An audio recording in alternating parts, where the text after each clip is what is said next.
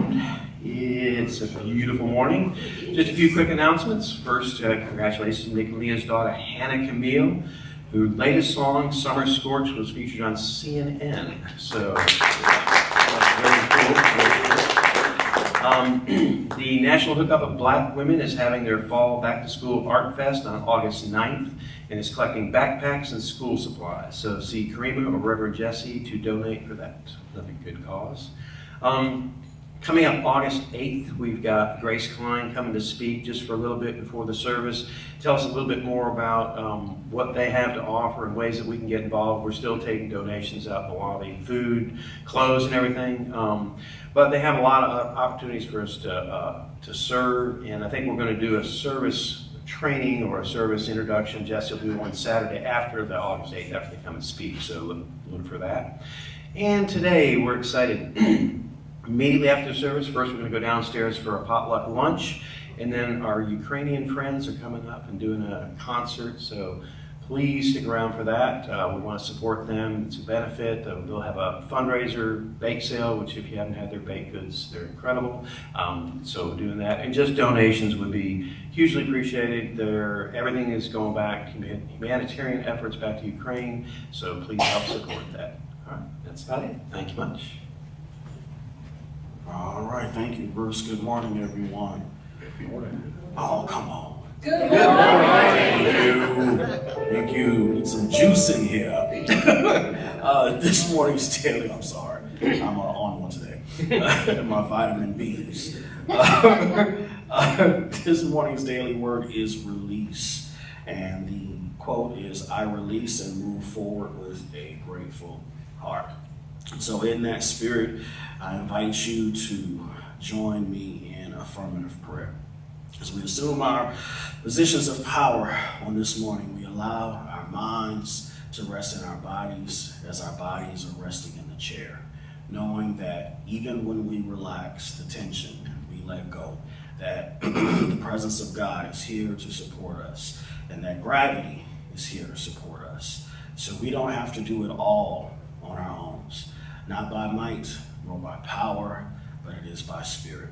So we allow the spirit of inspiration and love to move through this place and saturate all of us, binding our hearts together in love, and not in society, but in sacred community where we meet face to face and heart to heart, mind to mind.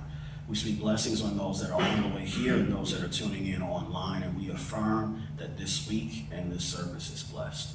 And so it is. Amen.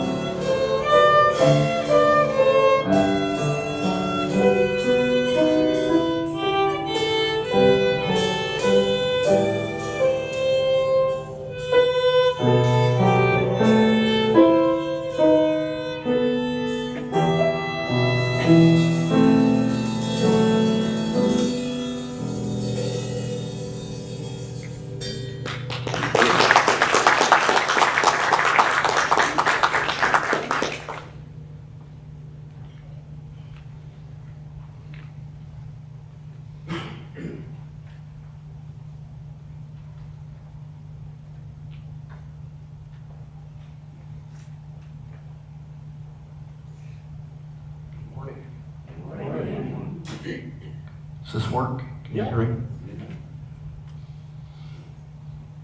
So this is our moment of meditation.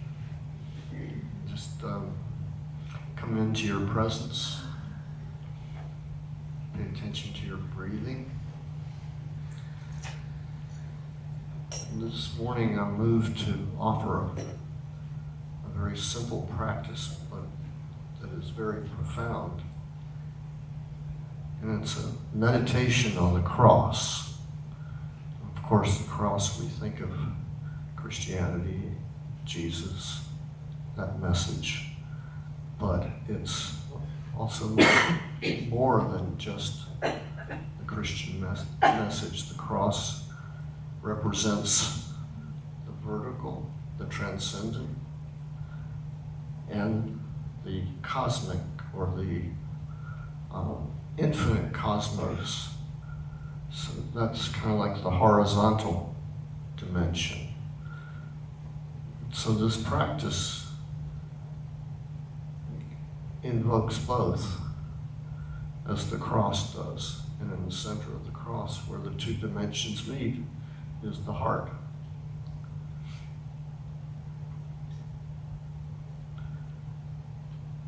So there's a simple hand motion. You can do it with either hand. And we say, this is not, I'm sorry, first left to right. This is not my body. This is the temple of God. When you come down, just touch your solar plexus. So we're negating, this is not my body, and affirming, this is the temple of God. Many traditions talk about the body being the temple. So we'll just repeat this together with the motion. This is not my body. This is the temple of God. This is not my body. This is the temple of God. This is not my body. This is the temple of God. This is not my body. This is the temple of God. This is not my body. This is the temple of God. This is not my body. This is the temple of God. This is not my body. This is the temple of God. This is not my body. This is the temple of God. This is not my body. This is the temple of God. This is not my body. This is the temple of God. This is not my body. This is the temple of God. This is not my body. This is the temple of God. This is not my body. This is the temple of God. This is not my body. This is the temple of God. This is not my body. This is the temple of God. Take a deep breath. Bring it into your heart, the center of your chest.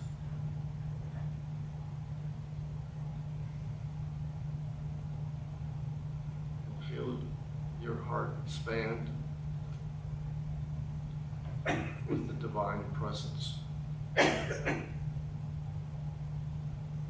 expand outward in the cosmic dimension as light to the limits of the cosmos, which are not, there is no limit. feel that infusion of divine energy and the expansion throughout the cosmos. We are not skin bound. We are unlimited beings. Beings of light. The temple of God. Embodying the divine presence. Amen.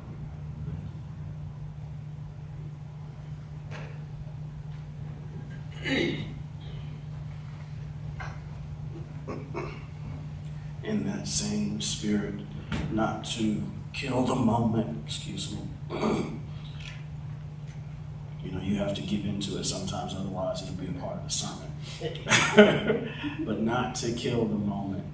I invite you just to sit with me for an opportunity to connect with your mind and your heart. To reiterate the words of Rabbi David Sachs, we assemble together today not as a society. Society is so impersonal.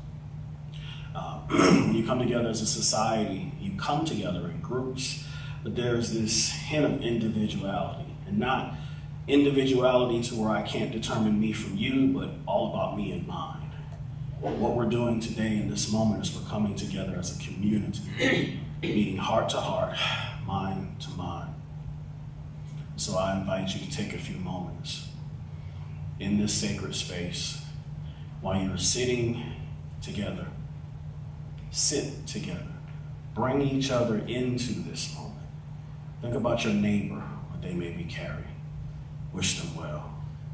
Think about your next door neighbor, what they may be carrying. Wish them well. Think about those who are on opposite sides of the political spectrum. This is the tough part. Wish them well. See if you can find it in your heart to affirm that we're all doing the best we can. For the points of agreement, those are easy. Allow the heart chakra to open. Allow Chakma and Bina, wisdom and understanding to flow through so that you can find the middle path. That middle path is love, it's acceptance, it's forgiveness. It's the pursuit of truth and justice, but it's also the recognition that we are all human. And that while we are collectively working to build a better world, instead of tearing each other down, we might choose love and lift one another up. While still speaking truth to power, but folding that truth in love. Though it may be bitter in your mouth, or bitter in your mouth today, in the words of God to the prophet Ezekiel, it'll be sweet in your belly tomorrow. Allow that energy just to sit with you. Let it cleanse you, rebirth you, open up new pathways in your mind so that you might find different avenues of expressing truth, different ways for truth to be expressed through you, so that the banner of love will always fly over your household, no matter what's going on in the world. And when you're ready, take a big, deep breath into the nose. Release the sound of ah, which is the sound of pleasure, the sound of delight. Your mind and heart coming together, influencing your nervous system, so that you can become that person that you've always wished to be. And your works and your words may always result in light. And so it is. And so it is. If you will rub your hands together with me, let's send this healing energy to those that are watching online. Say this with me: divine love in us blesses and multiplies all that you hear and all that you see. Know in this moment you are safe and loved, and so it is. Our ministry is supported by partners like you. Remember to log on to unitybham.org and click on giving. Moderators are always on standby before and after the service, so wherever you see this message, either on Facebook, thank you very much, or YouTube, make sure you comment, because you are a vital part of this ministry, and we will continue to pray for you and your family. for those that are in the house, Dr. Julian, those that are in the house that are in need of prayer, we do have our prayer chaplains assembled around the room. Put your hands together for all of our prayer chaplains. And if I may, I know you didn't ask to do this, let's put our hands together for our special guest, the board secretary from Unity of Chattanooga. Just want to honor you, sir. Yes. And if you are a visitor or first-time attendee, we do have pamphlets in the back that our board members and many of our, I'll say wisdom keepers because they don't like the word elders, our senior Unity of Birmingham members will be happy to tell you more about the ministry. Amen, somebody. Amen. First of all, let me say it is an honor to be here with friends. To reiterate the words of Jesus, there is in any sort of leadership position, if you're in leadership, you know exactly what I'm talking about. If you're not careful, you can get this thing here and everybody else is here where you're separate from people. Y'all know what I'm talking about, if I can be real. I'm in a community of friends and elders and grandparents and aunts and uncles and cousins and mama them and sister them. And it's hard not to be happy. That's why I said earlier, I think I'm on one today. Because in spite of what's going on in the world, what I can do is to fix, to quote Muji, this person. I can start here. If you will, join me. Place your hand on your chest, on your heart. There are times in the world where you may feel like you don't have control, where things are spinning, where things are chaotic, and sometimes that's just Monday morning. Tuesday hadn't even got here yet, let alone Monday evening. But what you can control is this. Sometimes you have to tune into the sound of the genuine, to reiterate one of our elder teachers, Howard Thurman, so that you won't dance on the ends of strings that other people pull. But you get in tune with this. Before I even begin the message, if I can leave you anything, it's get in tune with this. Shut off all the noise, shut off all the phones, the television. Take 5 minutes a day and get in tune with this to reset it. You can do it in the morning, you can do it before you go to bed, you can do it whenever things seem to be going astray. Take a few minutes, take a bathroom break and just deep breath, place one hand on your chest just to connect in so that you can remember who you are. And then you bring that into the world because we will need some light over the next couple of years to help carry us through interesting times. Can you say amen to that? Amen. You know, it's funny.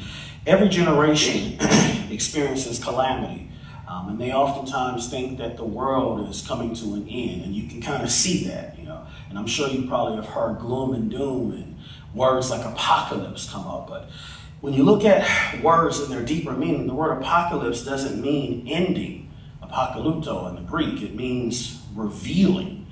So where some of us may feel like things are coming to an end, that things are breaking down, what is happening is we're beginning to see people and places and things in a way that we haven't seen them before. And what that reminds us is that the work never stops. During time of peace, you continue to do the work. During times of confusion, you continue to do the work. Why? I'm glad you asked. It's because we're here. The work of love never stops. There's always someone, something to be healed from, someone or something. So it's almost our responsibility. Jesus said it like this, and I'll get into the message in a second. You know, preachers always have 35 messages. He said, take my yoke upon you, for my yoke is easy and my burden is light. You know, the name spiritual practitioner, I meditate. I'm spiritual but not religious. Or I read the Bible, the Quran, or I read the Torah. You know, all of these titles that we give ourselves, the alphabet soups that we have, you know, at the end of our names, they're great. And that's the easy part of having the yoke being placed upon you. It's even better when other people place it upon you, that affirming, you know, versus you placing the yoke upon yourself. Someone says, you are an amazing master meditator, Brother Aline. The yoke is easy and the burden is light.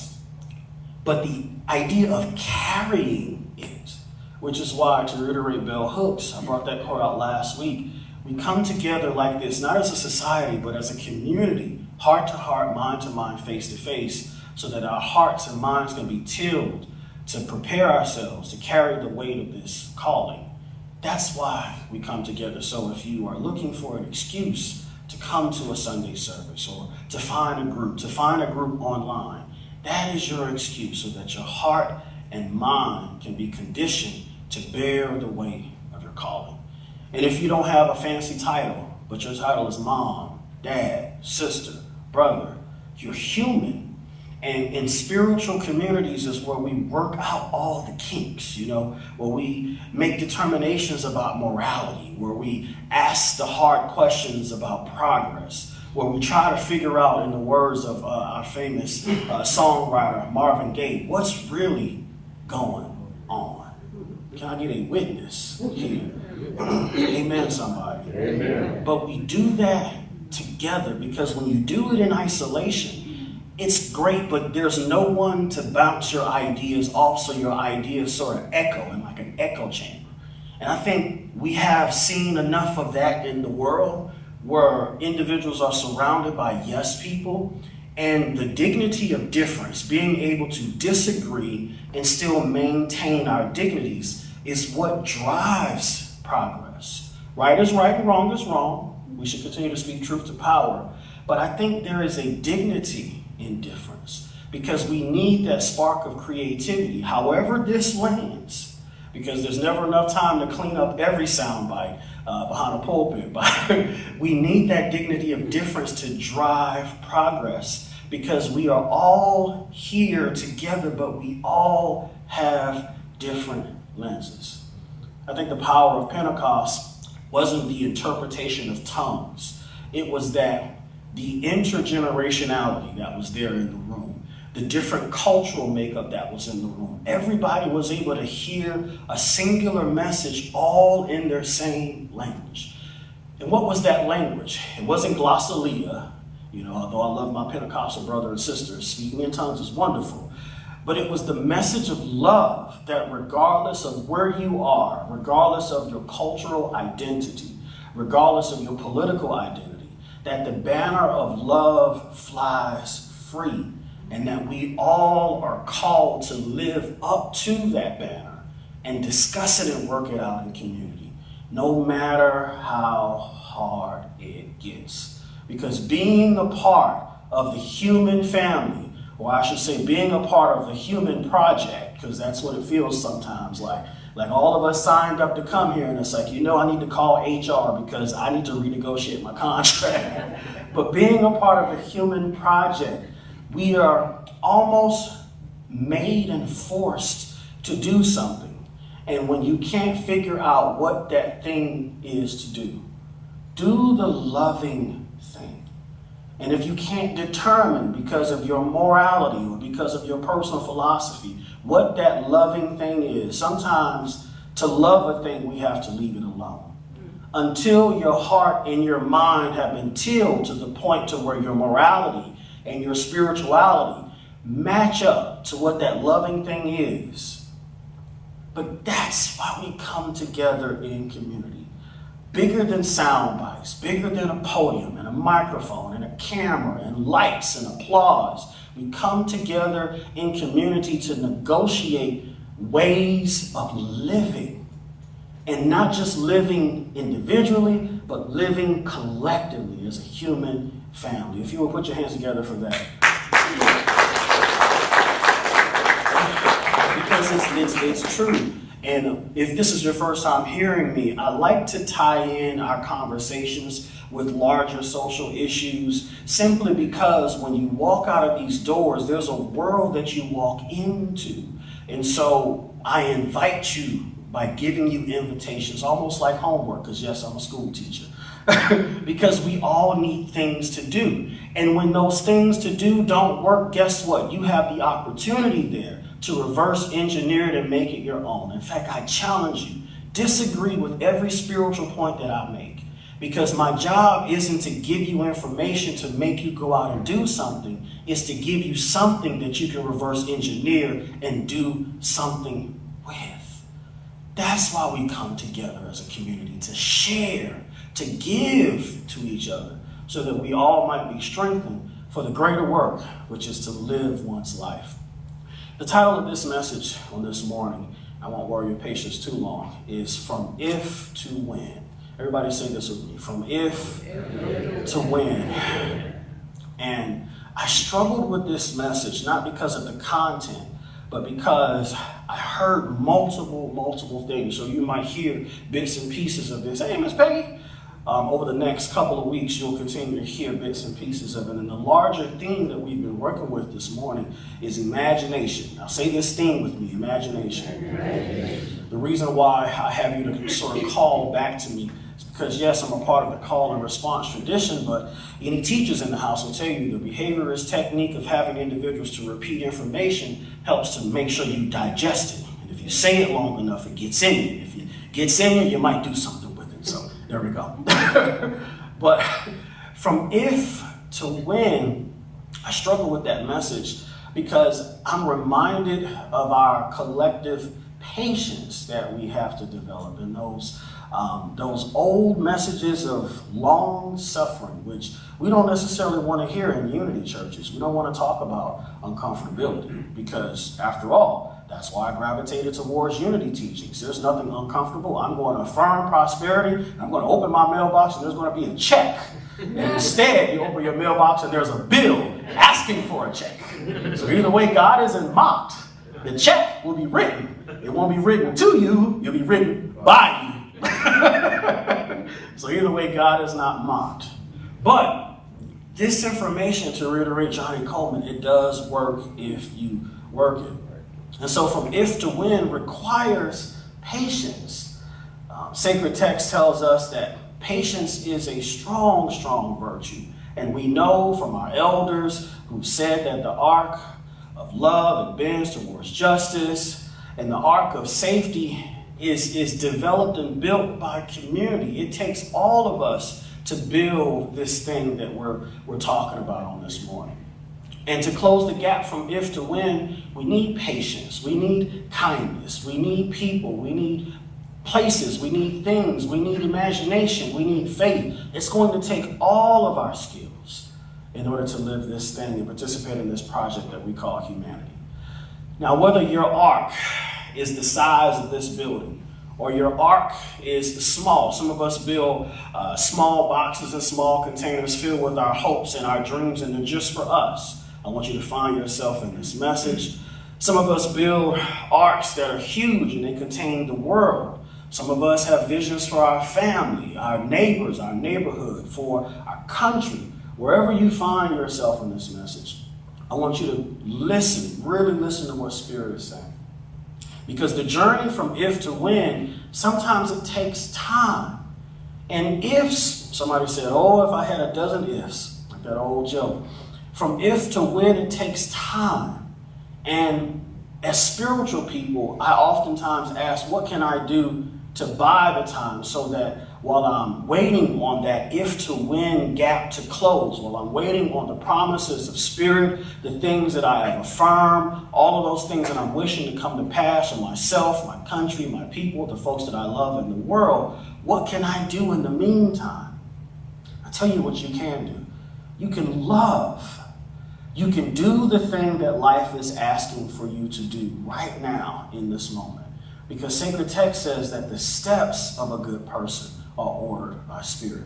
Although you might have a vision for how you want things to turn out, you might have a vision for your finances, just to bring it home. You might have a vision for your granddaughter to attend her dream college. You might have a vision for your grandson. You might have a vision for your child just to get a job.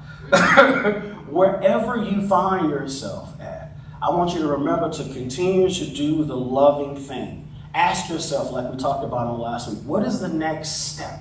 What is showing up for me right now? What is life asking of me in this moment? And life is asking you to do the most loving and the kindest thing that you can do, because that is how you help to close the gap between if and when. So all of your dreams, your hopes, your wishes, your desires, everything that you're working on as a minister, just as a human, Jesse is here to remind you that deferred and delayed does not mean denied. And I'll say that again, deferring and delaying does not mean denial. And you're not crazy for the hopes and dreams and desires and wishes that you have. In fact, you are entitled to them because you are you. You deserve to be happy. And that's why we need our spiritual technologies, because they remind us of our true nature. Who's heard born in sin, shaped in iniquity, right? You've heard that over and over and over again. Not necessarily here, but you heard it over and over again. What if you were to redefine that and align yourself with the spark of divinity? Charles Fillmore, and I'm getting into my core text on this morning, said that when he was talking about the mysteries of Genesis, and he referred to the ark, Noah's ark, the ark of safety, he said that the ark reminded him of our original existence. It's the place where the spark of existence or the spark of divinity rests. And to sort of bring that home, the spark of divinity rests within you. It is you. It is in you, with you, as you. And so you allow that light to shine by making room for it. That no matter what comes in the external world, although it can be difficult, winds can blow to slow down your progress. Things can show up in your world to remind you to sit down. The spark of divinity asks you to stand up, to create space for it. I promise you, if you feed and nurture that, then the gap from if to when, it closes. The tunnel that you're walking down where you're confused and you're not sure, you can't determine your way, that tunnel gets a little bit brighter. You know why? That tunnel gets brighter not because there is an external light that's shining on you. Yes, that happens sometimes. But that tunnel gets a little brighter because the light from within is illuminating your path. Thy words are lamps to my feet and lights to my path. Say this affirmation with me. Thy word is a lamp to my feet and a light to my path. So my first invitation to you is to ask, what are you doing? What words are you hearing? What words are you speaking back to yourself to illuminate the things in you that you need to keep going? Because, in the words of Jesus, there are two men laying in a bed. One is asleep, the other is awake. One is taken, one is left. There's always these multiple competing interests, multiple competing desires, multiple competing wants and needs and feelings and thoughts. The ones that you feed and nourish the most, they help you to close the gap between if and when. So yes, there are days where you have doubts because feelings travel along pathways in your nervous system faster than the speed of thought. You might wake up with the feeling of doubt before you have a chance to mumble an affirmation.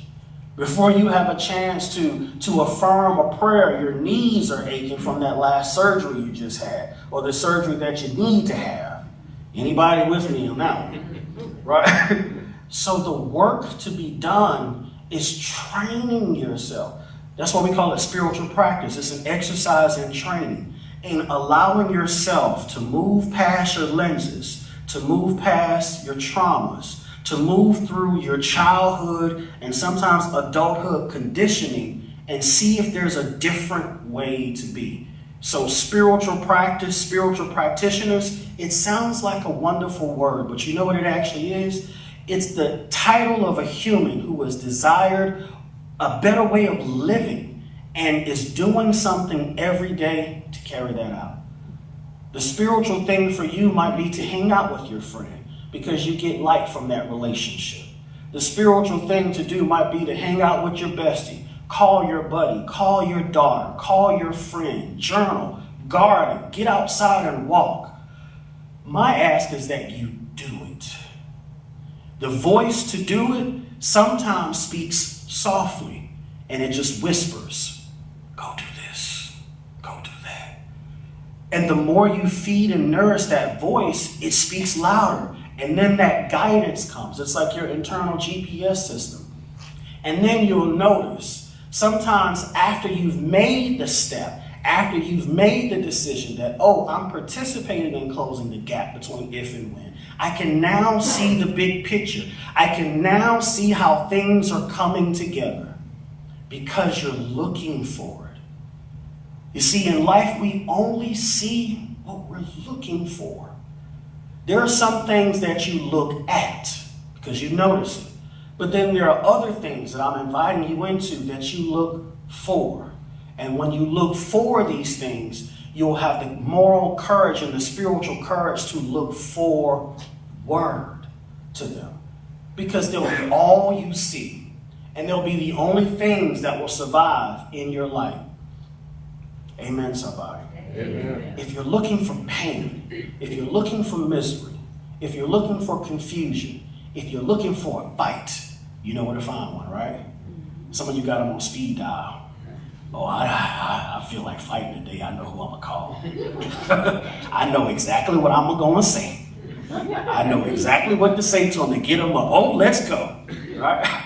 But imagine if you rewired your nervous system for bliss. Joseph Campbell said, follow your bliss. And psychologists today are saying, follow your curiosity. I'm saying, follow your heart, follow your spirit, especially when that heart and that spirit has been attuned to the things that you need to look forward to. So if you want to see grace and you want to see love in the world, you have to become it. And then when you become it, or as you are becoming it, because we're all doing it, me too, Jesse got some work to do too. As we're all, somebody said yes, don't say that yes too loud. As we're all working together on becoming that, then we start surrounding ourselves with the individuals that model that, as opposed to the ones that don't. And we're not talking about people who accidentally do something, right? We're talking about our core group. We're talking about feeding and support one another. Again, that's why I come back to community. That's how we close the gap between if and when.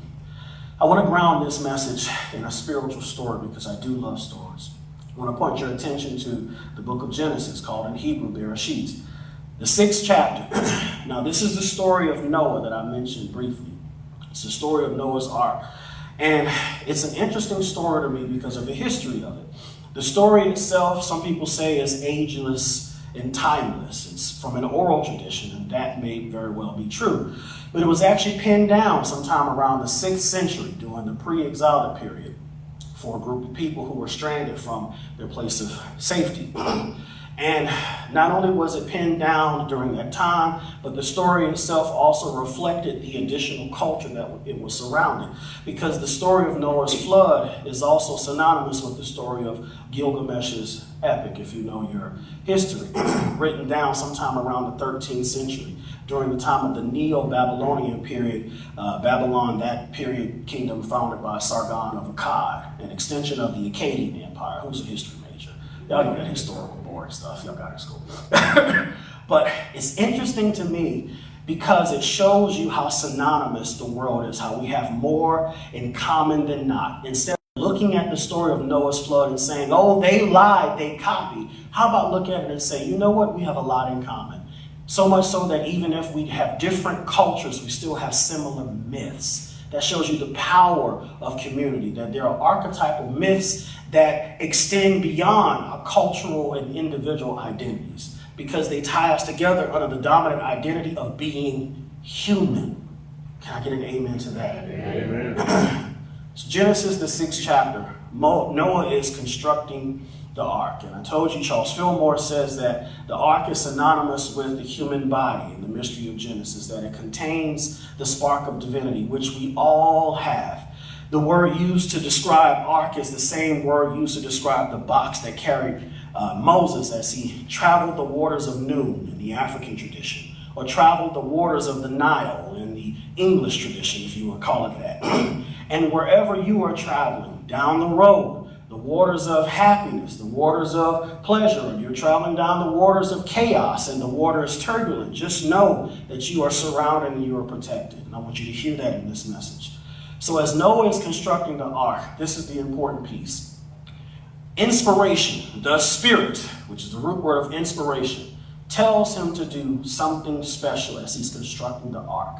Because you have to think about it. If he's constructing the ark, and there are individuals and people and animals and all kinds of things in it, how are they going to navigate if they're closing up everything? Like, where are the windows? God tells him, instruct, or tells him to create a Zohar, and put a Zohar in there, T-Z-O-A-R, and then put a tarp over it. And the rabbis and the sages in the Middle Ages, they argued. They didn't know if it meant that there was a light from the inside that would be extended outward that would allow them to be able to navigate, if there was a crystal or a stone placed there and that light would reflect back, or if it was just to allow some light from outside to get in. That light, Zohar, was used later on to describe a wonderful book called the Book of Splendor, the Book of Zohar, and I admonish you to read it because it's a beautiful, beautiful book. And so Noah creates the Zohar within the ark. And what this does is it allows the light to penetrate the individuals that were there, but it also allows them to be inspired and send forth radiant light and love on the outside. To bring this message home, no matter where you are or where you're going, you have to find ways to allow the light to get in. That light is knowledge. You have to educate yourself. You have to empower yourself. You have to give yourself the things that you need in order to survive. Because it is only the light that will carry us all through. That light is love. That light is forgiveness. That light is acceptance. That light is understanding. That light is information. And that light sometimes is having tough conversations and being willing to speak truth to power and saying, you know, I disagree with you, but I'm not going to tear you down because of the dignity of difference. You have a different mind than me. I'm not going to diminish you. So light has to get through somehow. And you also have to be willing to give it back. That is the only way we're going to collectively navigate the ark. Because here's the punchline. Y'all ready? We're all in the same boat. Thank you for listening. Peace and blessings.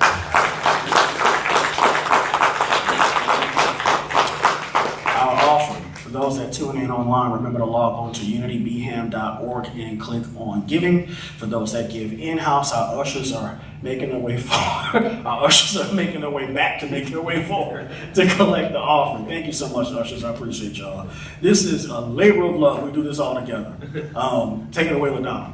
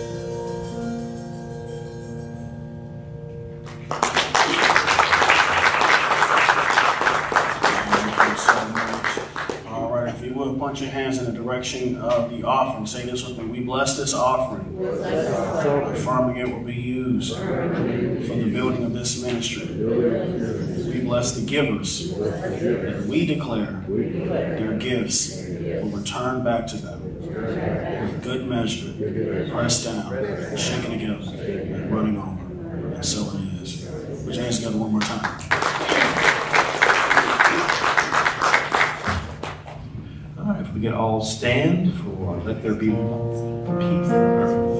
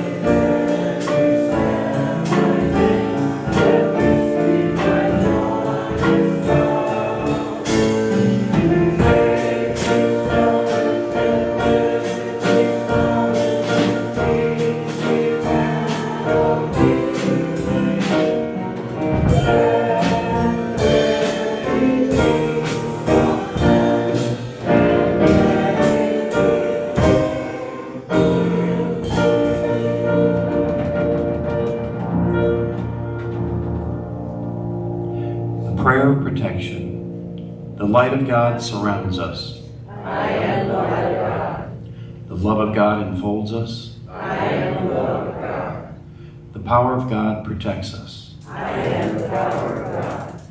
The presence of God watches over us. I am the presence of God.